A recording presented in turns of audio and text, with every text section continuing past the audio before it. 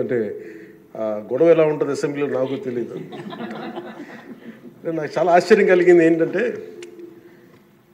ఆయన నేను ఇట్లాంటి గొడవలు టీవీల్లో గతంలో తెలంగాణ నరసింహన్ గారు గవర్నర్గా ఉన్నప్పుడు ఉమ్మడి రాష్ట్రం అప్పుడు గొడవలు చూశాను, టీవీలో చూసామని. అట్లీస్ట్ దానికి ఒక కారణం ఉండిందో ఇంకో 100 విభేదించే పరిస్థితులు ఉన్నాయి. ఇక్కడ విభేదించడానికి ఏముందో నాకు తెలియలేదు. నేను అనుకుంటా ఉన్నాను అసలు ఇలా ప్రవర్తించవచ్చా అని, ఇలా చేయొచ్చా అని. అంటే ఇది leaders should lead by example కదా. రాష్ట్రానికి ప్రథమ పౌరులైన గవర్నర్ గారు ఇలా ఈ స్థాయిలో ఉండి ఆయన మర్యాదపూర్వకంగా వచ్చి మన బడ్జెట్ని మన రాష్ట్ర విధానాలని ఆయన ప్రవేశపెట్టి మాట్లాడుతూ ఉంటే గౌరవించే విధానం ఇదేనా అని అనిపించింది. సో నేను మనోహర్ గారితో మాట్లాడుతాను, మా సహచరులను మంత్రి మన సివిల్ సప్లైస్ మినిస్టర్ గారితో. నా రూల్ బుక్ మేమిద్దరు మాట్లాడుకుంటే rules of procedure and conduct of business in Andhra Pradesh legislative assembly ఏంటి సార్ ఇలాగే మాట్లాడేస్తారంటే దాంట్లో చూపించాను.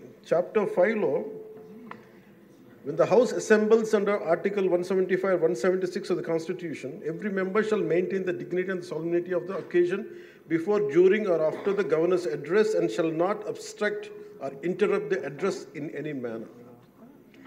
Maintenance of dignity and solemnity at Governor's address అనేది చాలా స్పష్టంగా ఈ రూల్ బుక్లో ఉంటే మనమే రూల్స్ని ఇంప్లిమెంట్ చేయాల్సిన వాళ్ళం.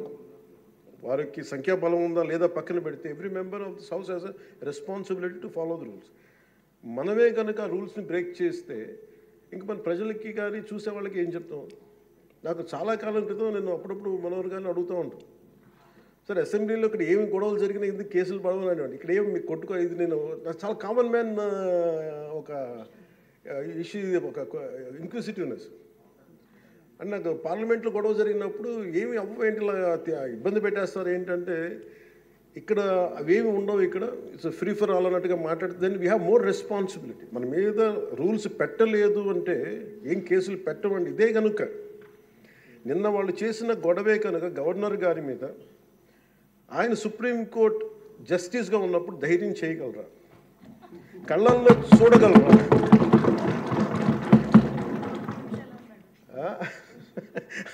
నాకు అదే అనిపించింది. అంటే గౌరవించాల్సింది పోయి ఈ విధానం ఏంటనిపించింది. నిన్న టీవీ వాళ్ళని అడిగారు, మీరు వీళ్ళు వైసీపీ నాయకులు ఇలా మాట్లాడారు కదా, మీ ఇదేంటి అని. YCP synonym for ruckus. అంటే గొడవకు కానీ బూతులు కానీ వాళ్ళు పర్యాయ పదం అయిపోయారు. అంటే నిన్న చూసిన గొడవ జరిగిన తర్వాత నాకు నిజంగా అనిపించింది, గౌరవ ముఖ్యమంత్రి గారు అన్ని సంవత్సరాలు వాళ్ళు ఎలాగా వాళ్ళ తట్టుగా నిలబడ్డారు, ఆయనకి హ్యాట్స్ ఆఫ్ తెలియజేస్తాడు.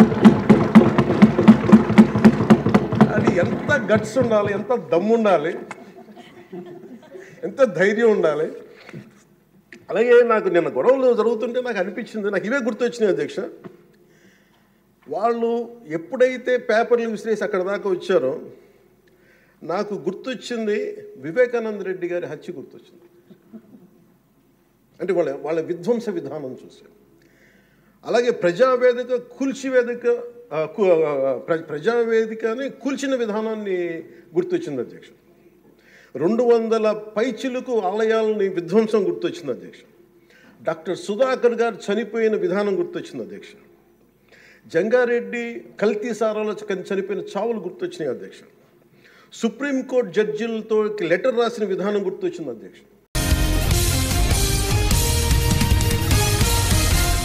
అంటే గొడవ ఎలా ఉంటుంది అసెంబ్లీలో నాకు తెలియదు. నాకు చాలా ఆశ్చర్యం కలిగింది ఏంటంటే నేను ఇట్లాంటి గొడవలు టీవీల్లో గతంలో తెలంగాణ నరసింహన్ గారు గవర్నర్గా ఉన్నప్పుడు ఉమ్మడి రాష్ట్రం అప్పుడు గొడవలు చూశాను, టీవీలో చూసామని. అట్లీస్ట్ దానికి ఒక కారణం ఉండిందో ఇంకో 100 విభేదించే పరిస్థితులు ఉన్నాయి. ఇక్కడ విభేదించడానికి ఏముందో నాకు తెలియలేదు. నేను అనుకుంటా ఉన్నాను అసలు ఇలా ప్రవర్తించవచ్చా అని, ఇలా చేయొచ్చా అని. అంటే ఇది leaders should lead by example కదా. రాష్ట్రానికి ప్రథమ పౌరులైన గవర్నర్ గారు ఇలా ఈ స్థాయిలో ఉండి ఆయన మర్యాదపూర్వకంగా వచ్చి మన బడ్జెట్ మన రాష్ట్ర విధానాలని ఆయన ప్రవేశపెట్టి మాట్లాడుతూ ఉంటే గౌరవించే విధానం ఇదేనా అని అనిపించింది. సో నేను మనోహర్ గారితో మాట్లాడుతాను, మా సహచరులను మంత్రి మన సివిల్ సప్లైస్ మినిస్టర్ గారితో నా రూల్ బుక్ మేమిద్దరు మాట్లాడుకుంటే rules of procedure and conduct of business in Andhra Pradesh legislative assembly ఏంటి సార్ ఇలాగే మాట్లాడేస్తారంటే దాంట్లో చూపించాను. చాప్టర్ 5లో when the House assembles under Article 175 176 of the Constitution, every member shall maintain the dignity and the solemnity of the occasion before, during or after the Governor's address and shall not obstruct or interrupt the address in any manner. Maintenance of dignity and solemnity at Governor's address అనేది చాలా స్పష్టంగా ఈ rule బుక్లో ఉంటే మనమే రూల్స్ని implement చేయాల్సిన వాళ్ళం. వారికి సంఖ్యాబలం ఉందా లేదా పక్కన పెడితే every member of this house has a responsibility to follow the rules. మనమే కనుక ఆ రూల్స్ని బ్రేక్ చేస్తే ఇంక మన ప్రజలకి కానీ చూసే వాళ్ళకి ఏం చెప్తాం?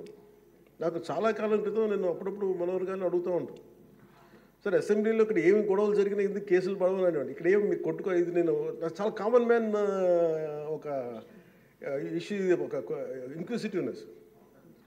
అండ్ నాకు పార్లమెంట్లో గొడవ జరిగినప్పుడు ఏమి అవ్వేంటి ఇలా ఇబ్బంది పెట్టేస్తారు ఏంటంటే ఇక్కడ అవేమి ఉండవు, ఇక్కడ ఇట్స్ ఫ్రీ ఫర్ ఆల్ అన్నట్టుగా మాట్లాడితే వీ హ్యావ్ మోర్ రెస్పాన్సిబిలిటీ. మన మీద రూల్స్ పెట్టలేదు అంటే ఏం కేసులు పెట్టమండి. ఇదే కనుక నిన్న వాళ్ళు చేసిన గొడవే కనుక గవర్నర్ గారి మీద ఆయన సుప్రీంకోర్టు జస్టిస్గా ఉన్నప్పుడు ధైర్యం చేయగలరా?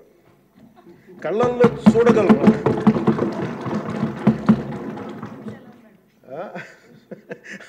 నాకు అది అనిపించింది.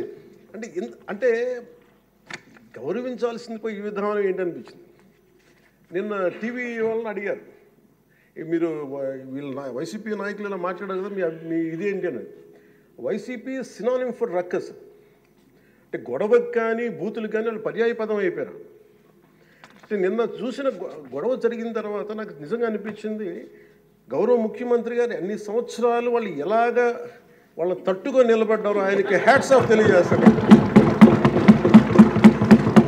అది ఎంత గట్స్ ఉండాలి, ఎంత దమ్ము ఉండాలి, ఎంత ధైర్యం ఉండాలి. అలాగే నాకు నిన్న గొడవలు జరుగుతుంటే నాకు అనిపించింది, నాకు ఇవే గుర్తొచ్చినాయి అధ్యక్ష. వాళ్ళు ఎప్పుడైతే పేపర్లు విసిరేసి అక్కడ దాకా వచ్చారో నాకు గుర్తొచ్చింది వివేకానంద రెడ్డి గారి హత్య గుర్తొచ్చింది. అంటే వాళ్ళ విధ్వంస విధానం చూసి. అలాగే ప్రజావేదిక ప్రజావేదికని కూల్చిన విధానాన్ని గుర్తొచ్చింది అధ్యక్ష. 200 పైచిలకు ఆలయాలని విధ్వంసం గుర్తొచ్చింది అధ్యక్ష. డాక్టర్ సుధాకర్ గారు చనిపోయిన విధానం గుర్తొచ్చింది అధ్యక్ష. జంగారెడ్డి కల్తీ సారాలో చనిపోయిన చావులు గుర్తొచ్చినాయి అధ్యక్ష. సుప్రీంకోర్టు జడ్జిలతో లెటర్ రాసిన విధానం గుర్తొచ్చింది అధ్యక్ష.